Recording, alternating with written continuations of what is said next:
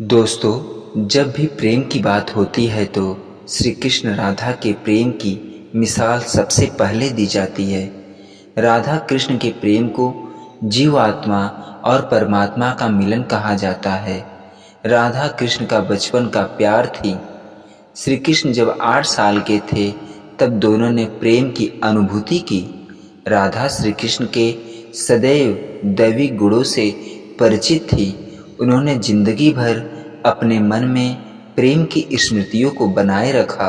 यही उनके रिश्ते की सबसे बड़ी खूबसूरती थी।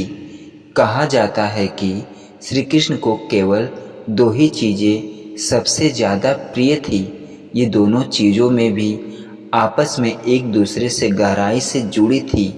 पहली थी भगवान श्री कृष्ण की बांसुरी और दूसरी राधा कृष्ण की बांसुरी की धुन ही थी जिससे राधा श्री कृष्ण की तरफ खींची चली गई। राधा की वजह से श्री कृष्ण बांसुरी को हमेशा अपने पास ही रखते थे।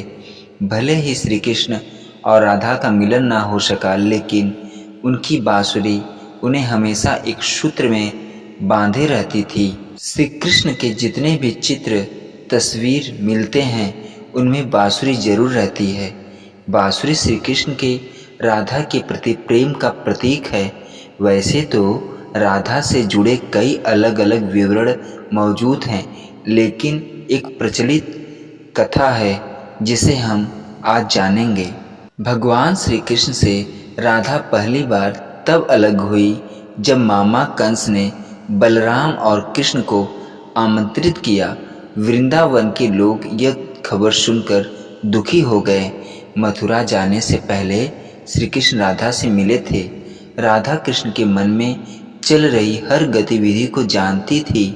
राधा को अलविदा कह कृष्ण उनसे दूर चले गए।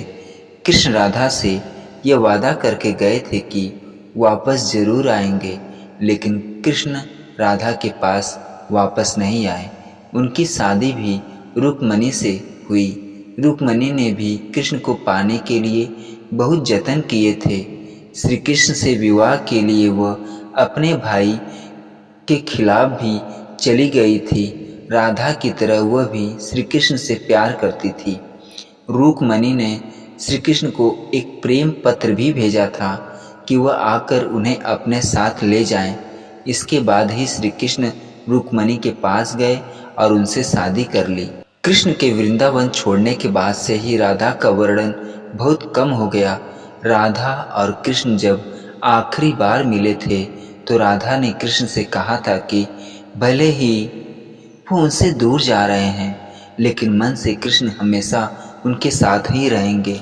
इसके बाद कृष्ण मथुरा गए और कंस और बाकी राक्षसों को मारने का अपना काम पूरा किया। इसके बाद प्रजा की रक्षा के लिए कृष्ण द्वारका चले गए और द्वारकाधीश के नाम से लोकप्रिय हो गए।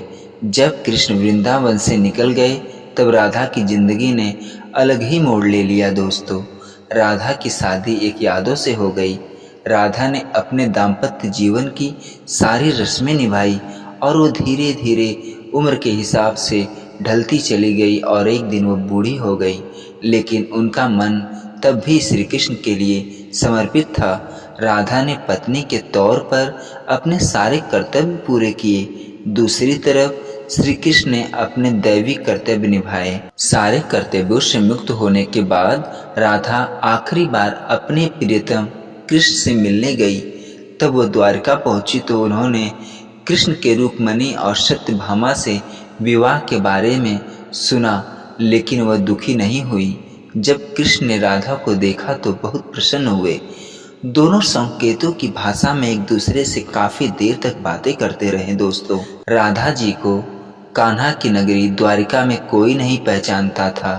राधा के अनुरोध पर श्री कृष्ण ने उन्हें महल में एक देविका के रूप में नियुक्त किया। राधा दिन भर महल में रहती और महल से जुड़े कार्य देखती थी। मौका मिलते ही वह श्री कृष्ण के दर्शन कर लेती थी। लेकिन महल में राधा ने श्री कृष्ण के साथ पहले की तरह का आध्यात्मिक जुड़ाव महसूस नहीं कर पा रही थी, इसलिए राधा ने महल से दूर जाना तय किया। उन्होंने सोचा कि वह दूर जाकर दोबारा श्री कृष्ण के साथ गहरा आत्मीय संबंध स्थापित कर पाएंगी। उन्हें नहीं पता था कि वह कहाँ जा रही हैं, लेकिन भगवान श्री कृष्ण जानते थे। धीरे धीरे समय बीता और राधा बिल्कुल अकेली और कमज़ोर हो गई। उस वक्त उन्हें भगवान श्री कृष्ण की आवश्यकता पड़ी। दोस्तों, आखिरी समय में भगवान श्री कृष्ण उनके सामने आ गए। भगवान श्री कृष्ण ने राधा से कहा कि वह उनसे कुछ मांगे, लेकिन राधा ने मना कर दिया।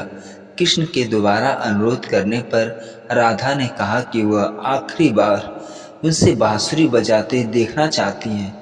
श्री कृष्ण ने बांसुरी ली और बेहद सुरीली धुन में बजाने लगी। दोस्तों, श्री कृष्ण ने दिन रात बांसुरी बजाई जब तक राधा आध्यात्मिक रूप से कृष्ण में विलीन नहीं हो गई। बांसुरी की धुन सुनते सुनते राधा रानी ने अपने शरीर का त्याग कर दिया। हालांकि भगवान कृष्ण जानते थे कि उनका प्रेम अमर है, उसके बावजूद वे राधा की मृत्यु को बर्दाश्त नहीं कर सके। दोस्तों, श्री कृष्ण ने प्रेम के प्रतीकात्मक अंत के रूप में बांसुरी तोड़कर झाड़ी में फेंक दी। उसके बाद से श्री कृष्ण ने जीवन भर बांसुरी या कोई अन्य वादक यंत्र नहीं बजाया। कहा जाता है कि जब द्वापर युग में नारायण ने श्री कृष्ण का जन्म लिया था, तब माँ लक्ष्मी ने राधा रानी के रूप में जन्म लिया था, ताकि मृत्यु लोक में भी वे उनके साथ ही रह सकें। तो दोस्तों, ये थी कहानी भगवान श्री कृष्ण और माता राधा रानी के प्रेम की। ये कहानी कैसी लगी हमें कमेंट में ज़रूर बताइएगा।